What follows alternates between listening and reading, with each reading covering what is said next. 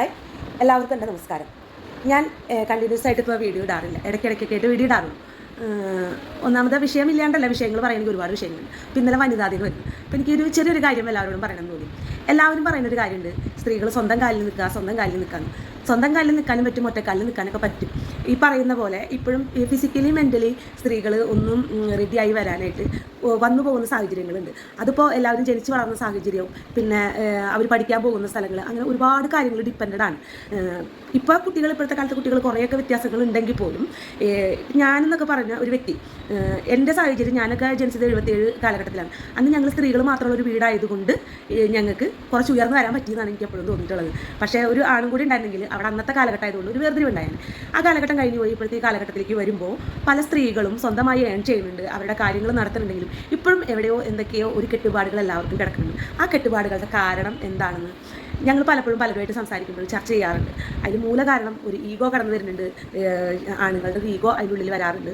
ചിലർക്ക് ഈഗോ ഒന്നുമല്ല, ചിലർക്ക് എന്താണ് എങ്ങനെയായാലും കാര്യം നടന്നാൽ മതി എന്നുള്ളൊരു മനോഭാവം, അങ്ങനത്തെയൊക്കെ ചിന്തകളുണ്ട്. പിന്നെ എനിക്ക് തോന്നുന്നു കൂടുതലും ആഗ്രഹങ്ങളും മുന്നോട്ടുള്ള ജീവിതത്തിനെ പറ്റിയിട്ടുള്ള ചിന്തകളും ഉള്ളത് സ്ത്രീകൾക്കാണ്.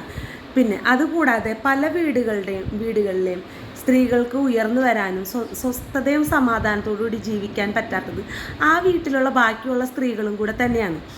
അതിപ്പം സ്വന്തം അമ്മയായാലും കൂടപ്പിറപ്പുങ്ങളായാലും അമ്മായിയമ്മയായാലും ബാക്കിയുള്ള ആൾക്കാരായാലും അവരൊക്കെ അതിൽ ഭാഗവാക്കാണെന്ന് എനിക്ക് പലപ്പോഴും തോന്നിയിട്ടുണ്ട്. അപ്പോൾ ഒരു സ്ത്രീ രക്ഷപ്പെടണമെങ്കിൽ ആ സ്ത്രീ മാത്രം വിചാരിച്ചാൽ പോരാ, ആ സ്ത്രീയുടെ ചുറ്റിലുള്ളവരും കൂടി സപ്പോർട്ട് ഉണ്ടാവണം.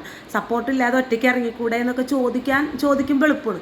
എങ്കിലും നമ്മുടെ സമൂഹത്തിൽ ഇപ്പോഴും ഒറ്റയ്ക്ക് ഒരു സ്ത്രീ പോകുമ്പോൾ ഉണ്ടാകുന്ന ബുദ്ധിമുട്ടുകൾ ഞാനിപ്പോഴും അനുഭവിക്കുന്ന ഒരാളാണ്. വേറെ ഒന്നുമല്ല, ഞാൻ കുറച്ച് രാത്രി വൈകി 2 വീലർ ഓടിച്ച് വരുമ്പോൾ എന്നോട് പലരും ചോദിച്ചിട്ടുണ്ട്, ഇന്നലെ രാത്രി എന്താണ് വൈകി വരുന്നുണ്ടായിരുന്നു. ഞാൻ പറഞ്ഞു, ഞാൻ ദൂരമായിരുന്നു സൈറ്റ്, അവിടെ നിന്ന് പോയിട്ട് വന്നപ്പോഴത്തേക്ക് എത്ര നേരമായി, ഒരു 7-8 മണിയായിട്ടുണ്ടാവും. പിന്നെ ഞാൻ തിരുവാതിരക്കളി പഠിപ്പിക്കാൻ പോകും. അപ്പോൾ അത് കഴിഞ്ഞിട്ട് വരുമ്പോൾ ചിലപ്പോൾ 8 മണി 8:30 ആവും. അതൊക്കെ നോക്കി വെച്ചിട്ട് ആൾക്കാർ നമ്മളോട് ചോദിക്കാറുണ്ട്.